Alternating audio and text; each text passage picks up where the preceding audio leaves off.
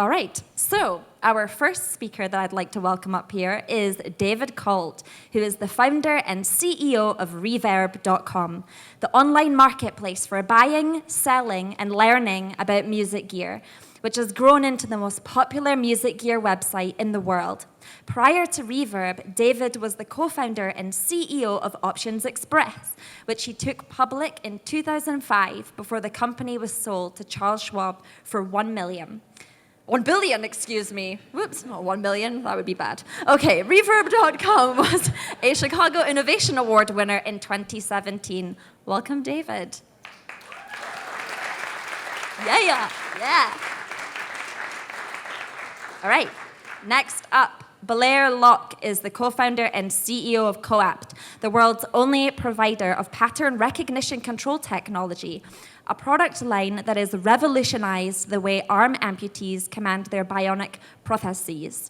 Prior to Colt, he was the operations director helping build the Center for Bionic Medicine at the Shirley Ryan Ability Lab into a team achieving over $40 million in R&D funding. Colt was a Chicago Innovation Award winner in 2015. Welcome, Blair.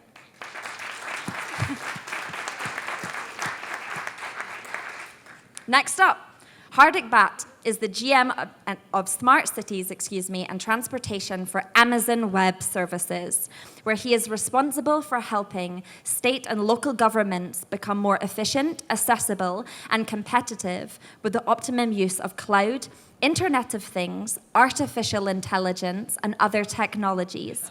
Previously, Hardik served as the Chief Digital Officer for Illinois, a Senior Director for Cisco, and the CIO of the City of Chicago. Welcome, Hardik.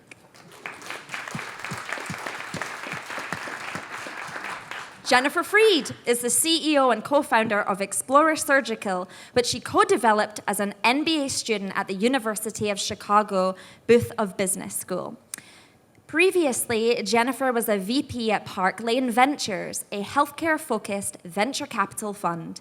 Explorer Surgical has been featured in the Chicago Tribune, Wall Street Journal, and Crain's, and they won a Chicago Innovation Award in 2017. Hi, Jennifer. Get up here. And last but not least, Chris Lang Vergara is the Chief of Learning Innovation at Leap Innovations, a Chicago nonprofit that works with educators and innovators to create learning experiences and environments tailored to the interests and needs of individual students.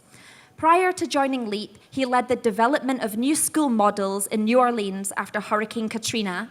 A former physics teacher, Chris also co-founded the Community of Innovative Practice and advises the U.S. Department of Education on educational technology. Leap Innovations was a 2016 Chicago Innovation Award winner. Welcome, Chris.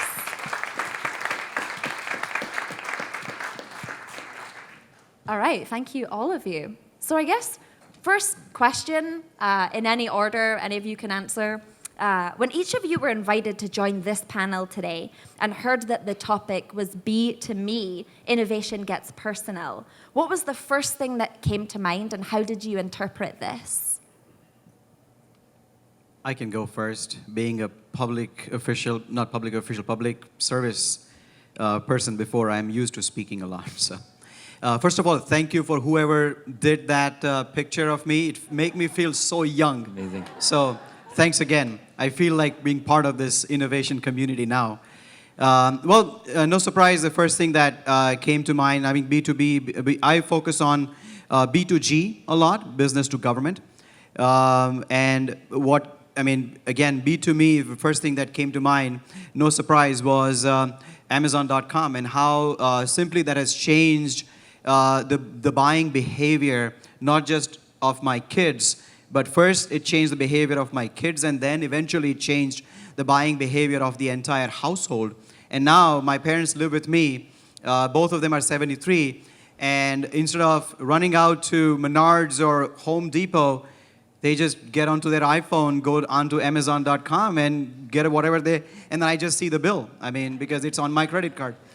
But the thing is, we can also track what's going on. And I think in general, the first thing that came to mind was how profoundly one company has changed behavior of billions. You know, our business, is this on? Yeah.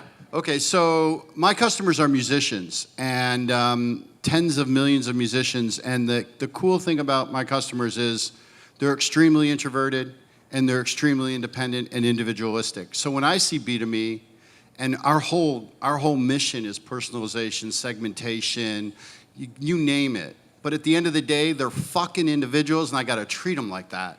And I can't generalize. And God bless Amazon, I love the company, but I'm all about curation, I'm all about personalization, I'm all about making you feel special on my site and making you feel like you, not like what someone thinks you should be, but like what you really are. And that's hard, and it's something that I strive for, being authentic and being genuine.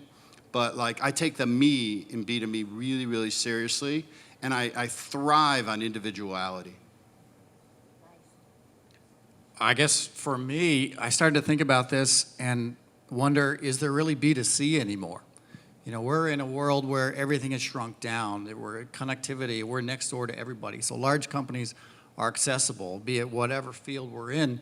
B2Me is important. If you're a company that treats your consumers as a commodity, it's really not the way of the world anymore. So B2Me, in my opinion, has become what B2C used to be. I think I'll add on that. So our company has a software solution that is used in the operating room.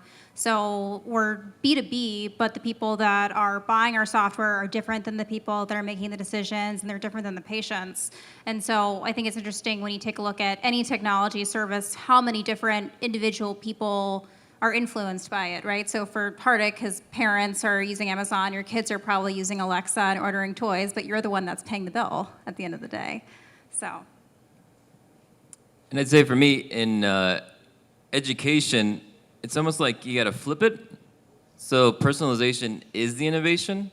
It's this move from like one lesson plan, same thing for everybody per grade level, to understanding me as a student and what I need and where I'm going and what my career could look like. And so personalizing it for me is the innovation. So just my first reaction was flip it around, and you're spot on.